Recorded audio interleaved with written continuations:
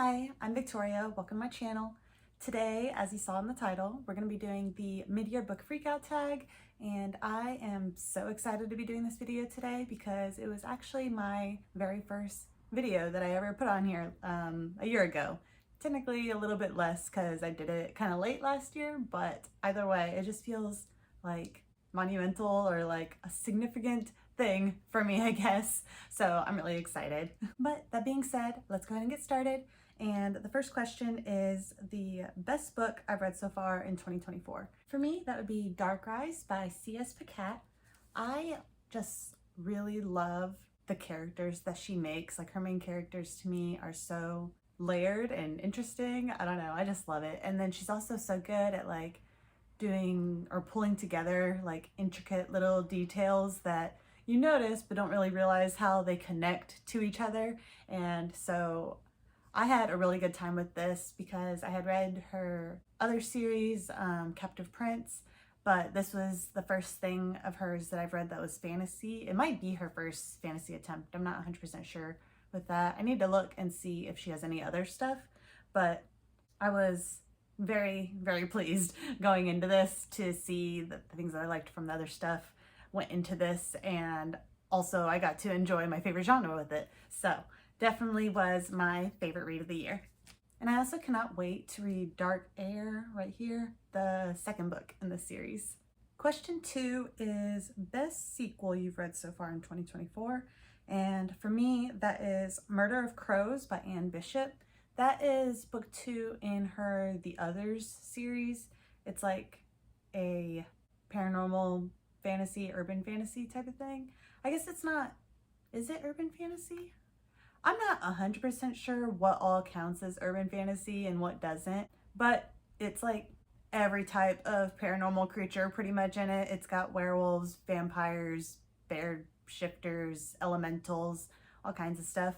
And I was really surprised when I picked up that series because I'm picky with urban fantasy because there's a trope that I hate where I go into a series and it's like the main character is getting to know the paranormal world, and then partway through the series it becomes like the humans are finding out about us, so now it's like us versus them, and a lot of times they like go to war, and I just don't like that. I feel like when the humans start knowing too much, it ruins the stories for me a lot of the time. Like a short subplot in Charmed, I hated that one. Like I skipped that those episodes whenever I rewatch.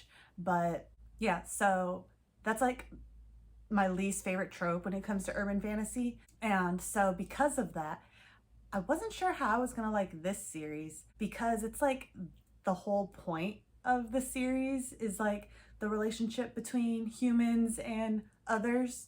And obviously that was concerning for me, but I had heard such good things about it. And I had also read the first book of Anne Bishop's other series, what's it called? The Black Jewel trilogy. I'd read the first book of that and loved it, so I knew that I wanted to at least try some other stuff of hers as well. And so I picked up Written in Red and actually found it interesting. And so I've continued, and now I've read 3 books in that series and I'm still really enjoying it. I think the difference for me is it doesn't start off as one thing and then pull in this second plot line of now we're dealing with the humans. It's like the whole point of it is there from the beginning, I guess. So it's a different feeling. And also Anne Bishop does a really good job at like separating the others from the humans. Like they are interacting with the humans in the story, but they're so distinctly like a predator. It was really refreshing to me. So yeah, I really enjoyed that second book, and I'm enjoying what I've read after too. I'm like partway through book 4, but I will say that part of her magic system with the blood prophets in the story does feel strange to me. It's not my favorite, but it's like also, it's not badly written, it's just uncomfortable. But I find myself looking past it because of how part of the world that she's made I feel. So like, I don't want to stop, you know? But yeah, anyways. Question 3 is new releases you haven't read yet but want to. I put 3 down. I have Faybound by Sarah El Arafi. That's the author who wrote, what is it called? The Final Strife. I have not read either of those yet. I own The Final Strife, I just haven't gotten to it yet. And I had started the audiobook for Faybound, but got sidetracked by another book, I think, really quickly. And so I did not get far into it at all. So I do want to get around to that. I just don't know when it'll happen. But next I have Heartless Hunter by Kristen Cicerelli. And I actually have the audiobook for this one on hold. I don't remember too much, like I've looked them up, but I don't really remember too much about what any of these are about. But I do remember hearing really good things about Heartless Hunter and being interested in it. So, but the third one is The Familiar by Leigh Bardugo. I have not read anything by Leigh Bardugo. I think I attempted one of her books, but I know one of them that's extremely popular. I'm drawing a blank on titles right now, but it's like a heist story, and those aren't really my thing, so I never picked it up. But I believe The Familiar is actually adult fantasy. It might be like her adult debut. I'm not 100% sure. But the plotline sounded more interesting to me anyways than the other things that I knew about that she had written. So I decided to do this as like my intro to her things, and we'll see how that goes. Number 4 is most anticipated release for the second half of 2024. I put The Failures by Benjamin Lyer. That's one that I had already talked about in my new releases video that I did recently. And that's the only one that I really know about that is coming out in the second half of the year. I haven't really looked too much into other releases, so I'm sure that there are more that I'm going to be interested in, but just as of right now, that's the only one that I really know, and that comes out July 2nd. Number 5 is what is your biggest disappointment? For me, that would be Tress of the Emerald Sea by Brandon Sanderson, which I was so surprised about because I have enjoyed like pretty much everything that I've read by him to varying levels. I loved Warbreaker. I really enjoyed The Final Empire, the first Mistborn book, and Yumi and the Nightmare Painter. I didn't love everything about it, but I did really enjoy it, and there was a lot of things that I did love about it. But Trust the Emerald Sea, I had heard a lot of good things about it, and there wasn't even really something distinctly wrong with it for me. It was just vibes. It wasn't suiting me. I don't know. I was just a little bored, I guess. Yeah, so that one was disappointing because I had, I guess, set up expectations at a certain level for Brandon Sanderson's stuff, and so was let down when it didn't work out for me. But number 6, we have what is your biggest surprise, and that would be Dark Fever by Karen Mary Moaning. This is an urban fantasy, actually. I am trying to start finding urban fantasies that work for me, but this is the biggest surprise because when I picked this up, I didn't realize that it even was, I guess, an urban fantasy. I had just heard it talked about here and there, and then I picked up a couple of the books in the series at used bookstores, but I thought it was like, I guess, a more mature fantasy romance, I guess you could say, is what I was expecting. And I do think that there will be romance in this series, but it definitely was not as much of a focus as I figured it would be. I've only read the first book so far, but even with just reading that one book, like, there was only, if I'm remembering correctly, like hints of something being there like later on. There wasn't really anything going on in that first book. So, and for me, that was actually a pleasant surprise because it had a lot of things that I knew that I had the potential to be interested in, like the Ireland setting and kind of like the scary fae. And I also found the main character's personality kind of refreshing. She's very like preppy girl, I guess. Like, she loves to dress cute, and I think her favorite color is pink, if I'm remembering right. And she's blonde, which is such a small detail, but I feel like you rarely see blonde girls as the main characters in, at least in fantasy. I don't even know about in like other genres, but in fantasy I feel like it's always either brunette or redheads. So just the fact that she was a blonde was like, oh, that's interesting. I guess there's more room for that with it being an urban fantasy compared to high fantasy, where you have like more old school, I guess, settings. But with it being urban, she can like own liking high heels and stuff. So that was kind of nice, not having her be like instant badass, I guess. And then for question 7 is, who is my new favorite author of the year? And that would be C.S. Pacat, the author of Dark Rise that I talked about. And that's because last year I read her Captive Prince series and I loved them. But I wouldn't say that it was enough for me to be like, yes, this is a favorite author, just reading that one series. But now that I've read even just one book of this other series of hers and seeing that she can carry on those strengths whatever of hers in other works, it like cemented that for me. And even after this current series that she's on, I definitely look forward to anything else that she puts out. For 8, it's newest fictional crush, and that actually is not from a fantasy. That is going to be Manson from Losers Part 1 by Harley LaRoe, I think is how you say her last name. I just read this recently actually, but Manson is one of 4 love interests in this story, and the main character is someone who, when they were younger, was kind of like queen bee bully type personality. And I think he became my favorite because he was the only one, I feel like, who was so open to forgiveness and stuff. Like, he could acknowledge, you know, it's been 5 or however long it was years, we all have done dumb stuff and grow up and we're not children anymore. So like, even though I do think that she needed to acknowledge the things that she did and did, but I liked that he was so open to forgive if it was asked for, you know? It made his character really heartwarming, I guess. But number 9 is newest favorite character. That would be Nova from the Renegades trilogy by Marissa Meyer.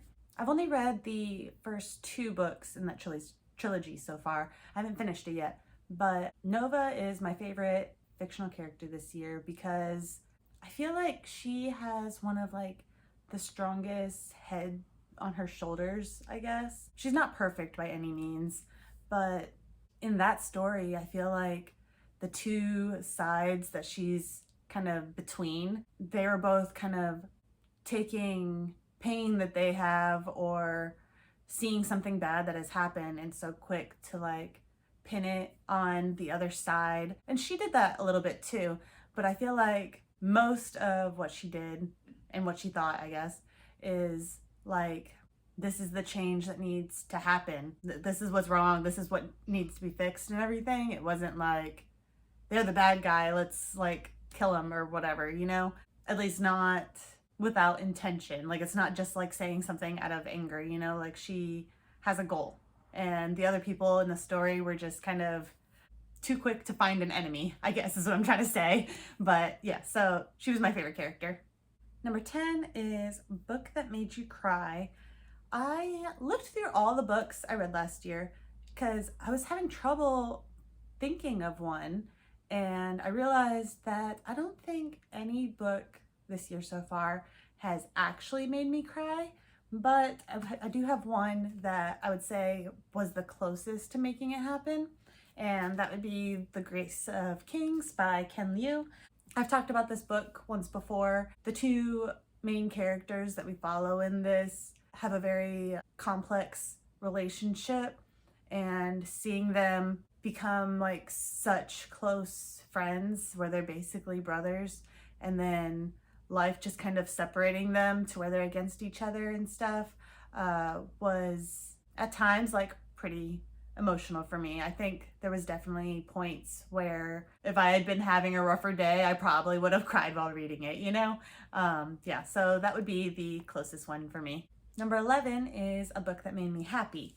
And this was also a recent read, but that would be Dungeons and Drama by Christy Boyce. This was just a very cute rom-com, which is not my typical genre, but it's about D&D and I play D&D. So when I saw that, I was like, okay, I'm gonna give it a shot. And it was very, very cute. I did not know going into it that the main characters were high schoolers. So it's a very clean, just sweet romance. It's a fake dating trope. It's like theater nerd and D&D geek, like they end up in a situation where they fake date and stuff for varying reasons. I wouldn't say that it was like spellbinding romance, you know, definitely not the type of story that would make you cry, but it was just very sweet. I don't know. I guess this is the kind of thing that for me, I would classify as like a beach read. Number 12 is, what is the most beautiful book you've bought so far this year? And I haven't read this one yet, but that would be I'm Afraid You've Got Dragons by Peter S. Beagle. Just look how pretty that is. The dragon and the castle, and it also has the, what do they call that? Gold foil lettering or something. I love it. I think it's gorgeous. And also it has like that, I don't know what the word is, but like the rougher texture paper. I don't like it when hardcover sleeves are like those super smooth, like glossy material. I mean, it's not a big deal, but if I had a choice, definitely I prefer like this rougher texture. But yeah, that's definitely my favorite art, like cover art of any of the books I've bought so far this year. All right, so the last question is, what books do you need to read by the end of the year? I have so many, but just trying to narrow down some priorities, I guess. I want to read the War of Lost Hearts trilogy by Carissa Broadbent. I've read the first one, Daughter of No Worlds, and I loved it. Definitely want to continue. And then the Mirror Visitor Quartet by Christelle Dabos. So there's 4 books, you know, because it's a quartet, and I've read the first 2. I've really enjoyed them so far. I'm having trouble like pulling up the motivation, I guess, to pick up that 3rd book. And I don't know exactly why, because I really like what I've read so far. I think something about the author's writing style makes it feel a little slow, I guess, or maybe the storyline is just kind of on the slower side, but it's beautiful and I like the main characters and the world is interesting. So I will get to it. It's just having issues right now. But lastly, I do also want to read The Will of the Many by James Islington. I've already read half, so I checked it out from the library, like the ebook, and I think I'd just been busy, so I was getting to it slower than I normally do, and so I'd only gotten like halfway by the time that my checkout, my borrowing of it, ran out, but it had people on hold to read it, so I couldn't just extend my ownership of it. So I'll have to check it out again. Hopefully it won't take too long, and I need to do it quick, otherwise I'll have to start over, which will be annoying. But anyways, yeah, so those are all of the questions for the mid-year freakout tag. I had so much fun doing this. This is one of my favorite tag things to do. I just think it's nice to be able to look back at the year so far and kind of reanalyze all the books that I've read, I guess.